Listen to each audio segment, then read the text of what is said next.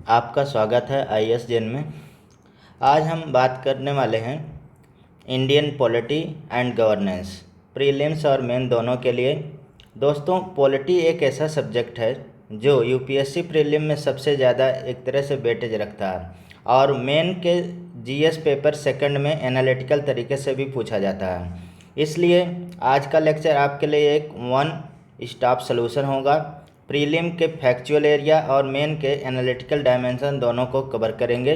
तो चलिए शुरू करते हैं। जैसे देखा जाए, यहाँ पे सबसे पहले जो आपका पॉलिटी का यूपीएससी का मेन का और इंटीग्रेटेड ब्रेकडाउन लिखा हुआ है, ठीक है। तो सबसे पहले इसमें देखा जाए, जैसे हमने अभी बहुत सारे सिलेबस को डिस्कस किया, तो उसमें दूसरे तरह था, इसमें दूसरे तरह से।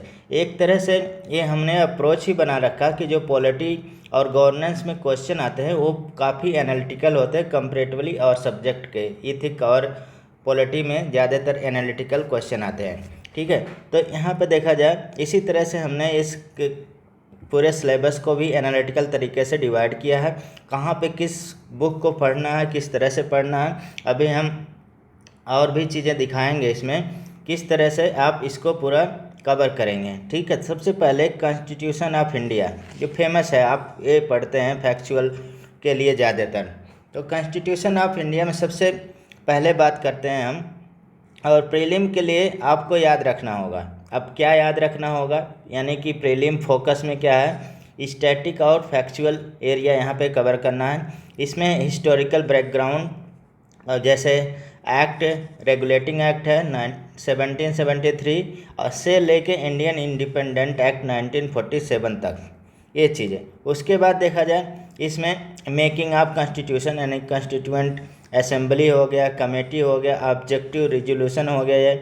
यहाँ पे फीचर जैसे फेडरल है कि यूनिटरी है कि सेकुलरिज्म है, पार्लियामेंट्री सिस्टम, ये सब आपको क्लियर होना चाहिए।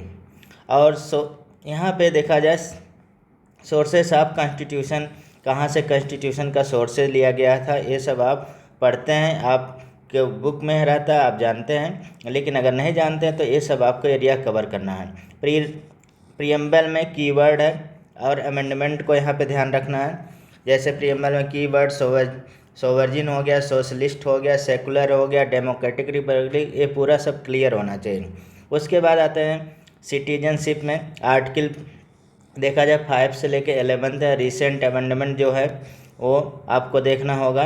उसके बाद आ जाते हैं फंडामेंटल राइट, डीपीएसपी हो गया, फंडामेंटल ड्यूटी हो गया, आर्टिकल्स, पार्ट और डिफरेंसेस, अमेंडमेंट, ये सब आपको यहाँ पे कोरिलेशन के साथ आपको पढ़ना हो। उसके बाद कॉन्स्टिट्यूशनल अमेंडमेंट आप आ जाइए, यानी कि यहाँ पे सारे कॉन्स्टिट्यूशनल अमेंडमेंट मैंने नहीं लिखा है, जो इम्पॉर्टेंट कॉन्स्टिट्यूशनल अमेंडमेंट है वो लिखा है, इससे काम चल जाता है जनरली। 42 हो गया, 44 हो गया, 52 हो गया और 73 हो गया, 74 हो गया, 86 हो गया, 91 हो गया, 101 हो गया, 102 हो गया, 103 रिसेंट वाला करंट अफेयर से आप कोरिलेट कर सकते हैं। वहीं मेन के लिए आप आ जाइए, यहाँ पे मेन के लिए जैसे यहाँ पे लिखा हुआ है एनालिटिकल क्वेश्चन ही ज़्यादातर पूछा जाता है। तो कॉन्स्टिट्यूशन ऑफ इंडिया वाले पार्ट से मेन में फोकस क्या करना है, बेसिक स्ट्रक्चर, डॉक्ट्रिन क्या है, यानी कि केशवानंद भारती का केस हो गया, इंदिरा गांधी, और भी बहुत सारे यहाँ पे केसेस हैं, उसको आपको यहाँ पे कवर करना होगा। Balance between fundamental right, DPSP, और role of judiciary in safeguarding constitution, federal versus यहाँ पे यूनिटरी डिबेट है, चैलेंज या सिटीजनशिप जैसे माइग्रेशन हो गया, रिफ्यूजी हो गया, एनआरसी हो गया और सीएए, ये सब कॉमनली आपको आता है क्वेश्चन, आप जानते हैं नेचर में। और अगर देखा जाए अब कॉन्स्टिट्यूशनल ऑफ इंडिया, जैसे हमने यहाँ पे टॉपिक लिया था कॉन्स्टिट्यूशनल ऑफ इंडिया, तो ये पार्ट हमने यहाँ पे डिस्कस किया। जो आपके सिलेबस में लिखा कॉन्स्टिट्यूशनल ऑफ इंडिया, उस पार्ट से इतना सारा हमारे पास रेलिवेंट फैक्ट निकलते हैं जो आपको सिलेबस में कवर करना होगा। नेक्स्ट आते हैं एनसीईआरटी, इसमें पढ़ना है, आप पढ़ सकते हैं, मस्ट पढ़ सकते हैं फंडामेंटल क्लियर करने के लिए। इंडियन कॉन्स्टिट्यूशनल नेटवर्क है, 11th का बुक है। और उसके बाद यहाँ पे एक तरह से सबसे फेमस बुक है लक्ष्मीकांत का, तो प्रीलिम और बेसिक्स ऑफ मेन के लिए इम्पॉर्टेंट होता है। और यहाँ पे आप मेन के लिए आप डीडी बसु भी पढ़ सकते हैं, थोड़ा ज़्यादा आपको मेहनत करना पड़ेगा। देखा जाए कोर एक तरह से हम लोग ज़्यादातर जो इस समय फेमस है लक्ष्मीकांत ज़्यादातर फेमस है। फिर आते हैं यूनियन गवर्नमेंट। यूनियन गवर्नमेंट में अब प्रीलिम्स में कौन पार्ट हो जाता है इसमें। Union government prelims president, vice president, prime minister और यहाँ पे सीएम हो गया, मतलब वही आपका पार्लियामेंट, कंपोजिशन, पावर, प्रोसीजर, ये सब। ठीक है। अब लोकसभा वर्सेस राज्यसभा और मनी बिल हो गया वर्सेस फाइनेंशियल बिल और ऑर्डिनरी बिल, ये सर। इमरजेंसी प्रोविज़न आर्टिकल्स 352, 356, 360 ये सब देखना है। और सुप्रीम कोर्ट और जुडिशरी रिव्यू को आपको ध्यान में रखना है। और अटॉर्नी जनरल, कैग हो गया, AGI हो गया, ये सब। अब मेंस के पॉइंट ऑफ व्यू से यहाँ पे यूनियन में क्या देखना है। मेन में देखा जाए parliamentary privilege versus misuse parliamentary जो प्रिविलेज है, ये इस साल के लिए एक तरह से क्वेश्चन बहुत इंपॉर्टेंट हो जाएगा, हम लोग डिस्कस करेंगे क्यों। तो role of prime minister versus cabinet हैं, जैसे यहाँ पे देखा कैबिनेट ऑफ मिनिस्टर था, कैबिनेट ऑफ मिनिस्टर, तो यहाँ पे cabinet versus president in practices, ये सब आपको थोड़ा सा नोट्स बना के चलना है। और एक मतलब कह सकते हैं रॉ मटेरियल टाइप का नोट्स बताना है जो आपको वर्ड चेंज करके बहुत सारे जगह काम आ जाएगा, हम बताएंगे इसको। Judicial activism, judicial restraint, issue of the functioning parliamentary dispersion, money bill misuse, ordinary route हो गया ये। जुडिशियल अपॉइंटमेंट, इंडिपेंडेंस और NJAC केसेस और कोलिजम सिस्टम, ये सब के लिए। अब देखा जाए यहाँ पे भी रिसोर्सेज यानी बुक कौन सा हमें पढ़ना है, लक्ष्मीकांत पढ़ना है फैक्चुअल और प्रीलिम्स के लिए। यहाँ पे सुभाष कश्यप का बुक आता है और अरब और पार्लियामेंट फॉर मेंस के नाम से। ठीक है। और ARC रिपोर्ट पढ़ सकते हैं और ethics in governance and public order वाला पार्ट। ठीक है। अब देखा जाए इसके बाद पार्ट आता है state government and local government. State government और लोकल गवर्नमेंट से क्वेश्चन आता है। तो अब प्रीलिम्स यानी गवर्नर यानी chief minister, state council of minister और स्टेट लेजिस्लेचर, जिसमें यूनिक कैमेरियल होगा, बाई कैमेरियल वर्सेस है, आपको समझना है। High court and subordinate court को 73, 74 अमेंडमेंट एक्ट बहुत इंपॉर्टेंट, पंचायती राज और म्यूनसिपल पार्टी वाला। ठीक है। मेंस के पॉइंट ऑफ व्यू से आ जाइए तो यहाँ पे कह सकते हैं कवर करना है सेंट्रल स्टेट रिलेशन यानी कि फाइनेंशियल, एडमिनिस्ट्रेटिव, लेजिस्लेटिव, ये सब इशू जो है। कोऑपरेटिव और कॉम्पिटिटिव फेडरलिज्म जो है इसको कवर करना है आपको। लोकल सेल्फ गवर्नमेंट चैलेंजेस क्या है, फंड, फंक्शनिंग और फंक्शनरीज, ये सब आपको स्टडी करना। रोल ऑफ PRI यानी rural development, issue of state governor और डिस्क्रिशनरी पावर। अब बुक क्या यहाँ पे सजेस्ट कर रहे हैं, बुक लक्ष्मीकांत क्लियर बेसिक के लिए और ARC रिपोर्ट आप लोकल गवर्नमेंट के लिए पढ़ सकते हैं। और सी रिपोर्ट में कौन कौन सा चैप्टर है इंपॉर्टेंट हम अपने नोट्स में दिखा देंगे अभी नीचे, आप वहाँ पे देख सकते हैं। नहीं तो आप पूरा कंप्लीट पढ़ सकते हैं तो बेटर है।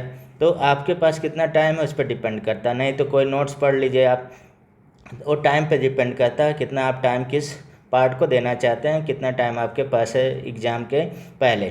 प्रीलिम्स अब देखा है कॉन्स्टिट्यूशनल और स्टैट्यूटरी बॉडी के लिए। कॉन्स्टिट्यूशनल बॉडी कौन, स्टैट्यूटरी बॉडी कौन, ECI और UPSC और SPSC, CAG, financial commission, national commission, SC ST, OBC, woman, children, minority, human right और डिसेबिलिटी, लोकपाल और लोकायुक्त है, नीति आयोग बेसिक है, ये सब आपको देखना। मेन के पॉइंट ऑफ व्यू से independence and effectiveness of the ECI और कैग रोल इन अकाउंटेबिलिटी में कैसा रोल प्ले करता है, functioning and limitation of financial commission और रिफॉर्म इन रेगुलेटरी बॉडी जिसमें ट्राई हो गया, सेबी हो गया, एयरडाई हो गया। Role of Lokpal in anti corruption में क्या रोल था। बुक क्या है, लक्ष्मीकांत आपको पढ़ना है, PRS का रिपोर्ट पढ़ना है, PIB करंट इशू आपको देखना है। उसके बाद नेक्स्ट आते हैं गवर्नेंस। अब देखा जाए गवर्नेंस प्रीलिम में कम पार्ट होता है, लेकिन ये प्रीलिम में जैसे RTI एक्ट आपको आ जाता है, इससे क्वेश्चन गवर्नेंस वाले, सिटीजन चार्टर में से आ जाता है, ई गवर्नेंस से कुछ इनिशिएटिव वाले क्वेश्चन आ जाते हैं, ज़्यादातर ये कंटेम्प्रेरी या करंट अफेयर से रिलेटेड।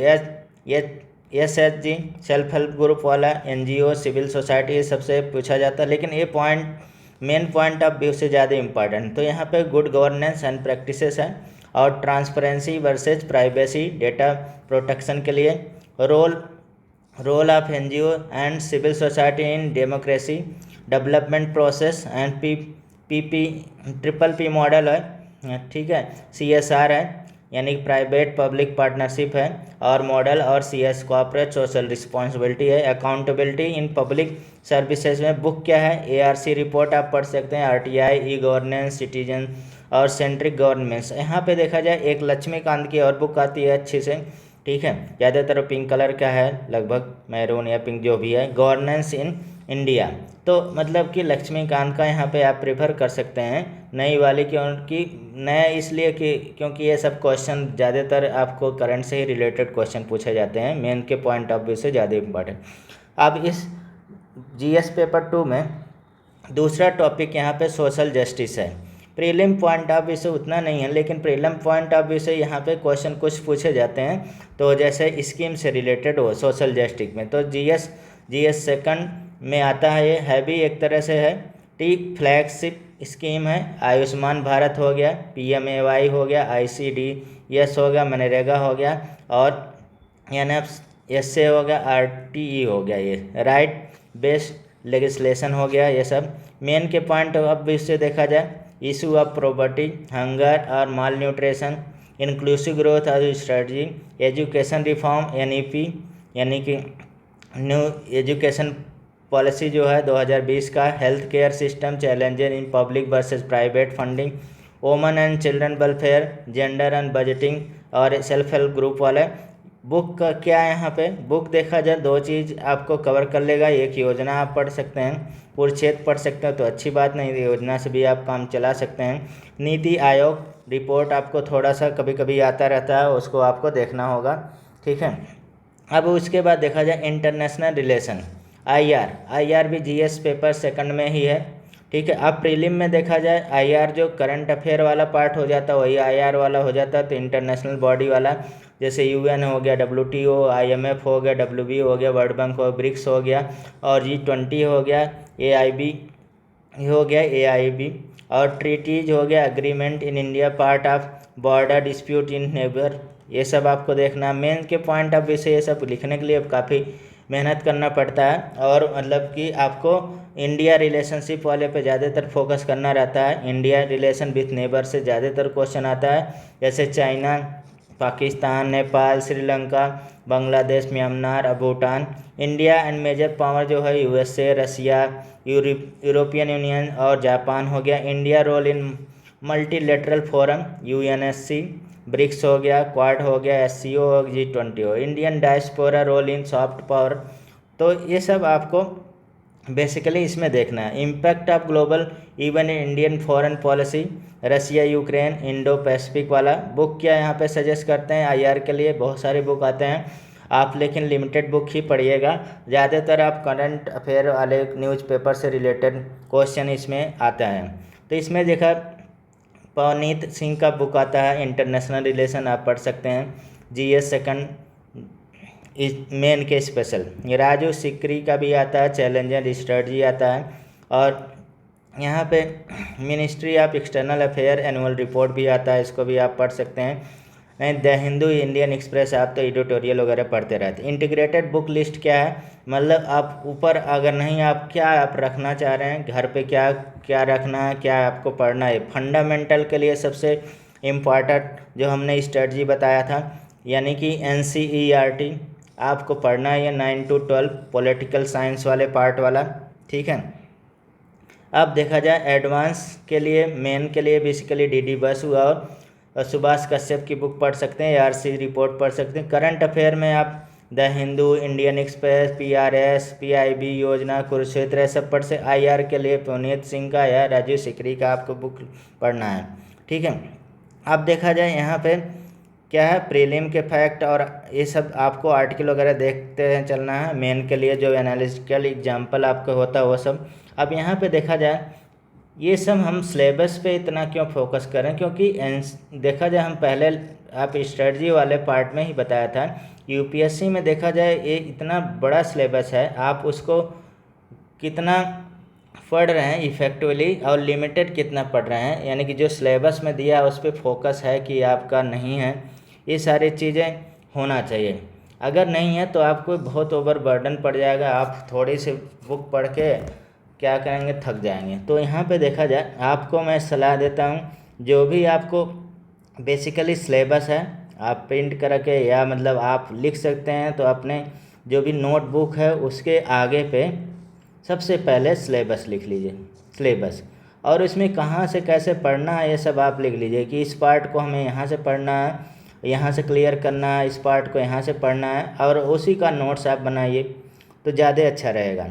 तो यहाँ पे देखा जाए हम अपने नोट्स में इस तरह से लगाए थे, जैसे ये प्रिंट का है तो जनरल स्टडी पेपर सेकंड है। अब देखा जाए इसमें लिखा हुआ है एनसीईआरटी का हमें ये पार्ट पढ़ना है, अबेयर एक्ट वाला पार्ट पढ़ना है, इंडियन कॉन्स्टिट्यूशनल डीडी बसु पढ़ना है इसके लिए, ठीक है।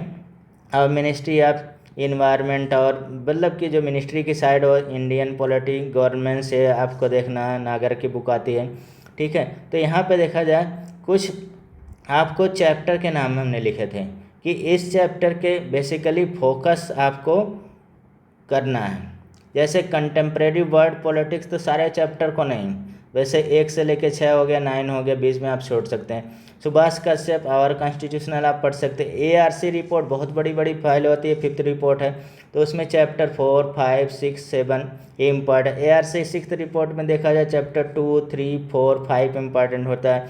रिप्रेजेंटेशन ऑफ पीपुल एक्ट है, तो ये आप लामीन यहाँ से जाके आप पढ़ सकते हैं। आप बहुत सारे आप आजकल साइट आ गए हैं, आपको एआरसी 8th रिपोर्ट है, उसमें 1 से लेकर 7 पढ़ से।